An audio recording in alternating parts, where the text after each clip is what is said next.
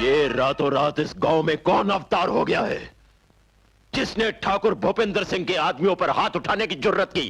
कोई अवतार नहीं हुआ ठाकुर। जेल से भीमा आ गया है और जेलर से यह कहकर आया है कि जेल के दरवाजे खुले रखना। भीमा बहुत जल्द दूसरा खून करके लौटेगा। और सुनो ठाकुर, आज भीमा तुम्हारे इस कुरुक्षेत्र में खड़ा होकर महाभारत का ऐलान करता है। चाहे जितने चक्रव्यूह बना लो, तुम्हारा अंत मेरे ही हाथों लिखा है ठाकुर। भीमा! चिल्ला मत ठाकुर। आज तक तुम बोलते रहे और हम सुनते रहे, अब हम बोलेंगे और तुम सुनोगे।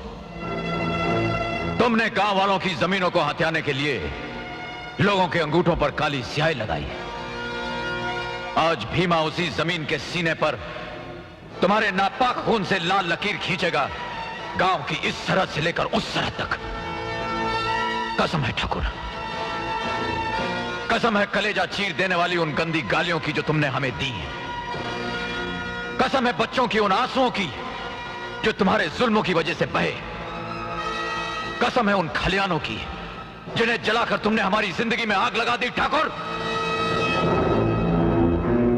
अब तुम्हारी चिता से आग लेकर ही भीमा इस गांव का अंधेरा दूर करेगा।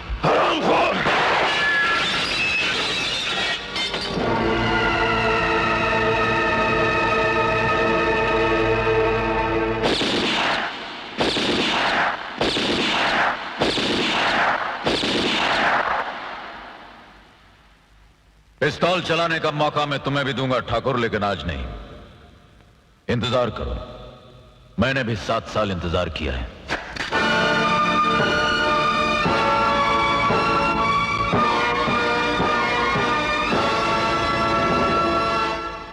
भीमा, आज अगर तुम समय पर नहीं आते तो न जाने क्या अनर्थ हो जाता। मैं तुम्हारा ये एहसान जिंदगी भर नहीं भूल पाऊंगा भीमा। भीमा, तुमको थानेदार साहब ने थाने पे बुलाया। तुम्हारा ही नाम भीमा है?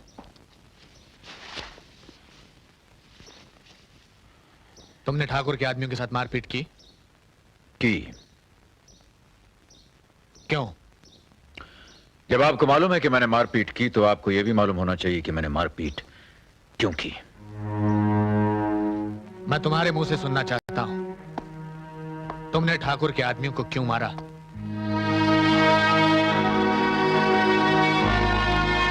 सांप और बिच्छुओं को मारने से पहले उनके गुनाहों की लिस्ट नहीं बनाई जाती इंस्पेक्टर। लगता है ठाकुर से तुम्हारी कोई जाती दुश्मनी है। मैं उसकी वजह जानना चाहता हूं। वजह? दुश्मनी की वजह? ठाकुर से दुश्मनी की वजह? ठाकुर किसका दुश्मन नहीं है इंस्पेक्टर साहब। वो मेरा दुश्मन है, गांव का दुश्मन है, कानून का दुश्मन है, जमीन के जर्रे जर्रे का दुश्मन है। ये गांव ऐसा नहीं था इंस्पेक्टर साहब, भीमा भी ऐसा नहीं था। खुशहाल धरती, खुशहाल गांव, खुशहाल लोग, लहराते हुए हरे हरे खेत, हंसी खुशी। समझ गए ना मिनिस्टर? मैं सब समझ गया ठाकुर साहब। किसानों से जमीन आप ले लेंगे, पैसे वाले पैसा लगा देंगे और परमिट लाकर मैं दे दूंगा आपकी मेहरबानी से।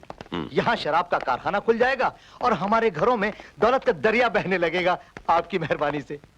पर कहने का तात्पर्य यह है ठाकुर साहब कि खेती की जमीन को फैक्ट्री के काम में लाने के लिए हमें कुछ कानूनी कार्रवाई करनी होगी।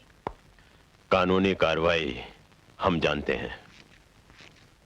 इस जमीन पर अब 5 साल तक खेती नहीं होने देंगे हम। लेकिन ठाकुर साहब, ये जमाना वो जमाना नहीं रहा। अब तो गरीब लोग भी जाग गए हैं। गरीबों के जागने से कुछ नहीं होता मिनिस्टर। अरे मिनिस्टर, पानी चाहे कितना भी उबल जाए उसमें से चिंगारी नहीं निकल सकती। हाँ। जिस तरह किसानों की मर्जी के खिलाफ हम तुम्हें उनकी वोटें दिलवा सकते हैं, उसी तरह उनकी मर्जी के खिलाफ हम उनकी जमीनें भी ले सकते हैं। समझे? जी समझ गया। आज के बाद किसानों को अनाज हम देंगे। हमारे गोदामों में बहुत अनाज है, लाखन, इस आग के फूल को गांव के खलिहान तक पहुंचा दो।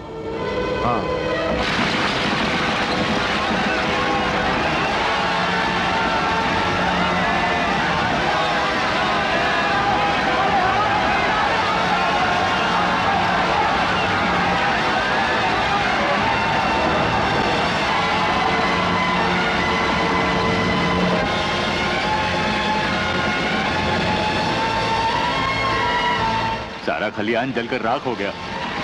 धीरज धरो, हम तो बर्बाद हो गए। अब साल भर हमारे घर चूल्हा नहीं जलेगा।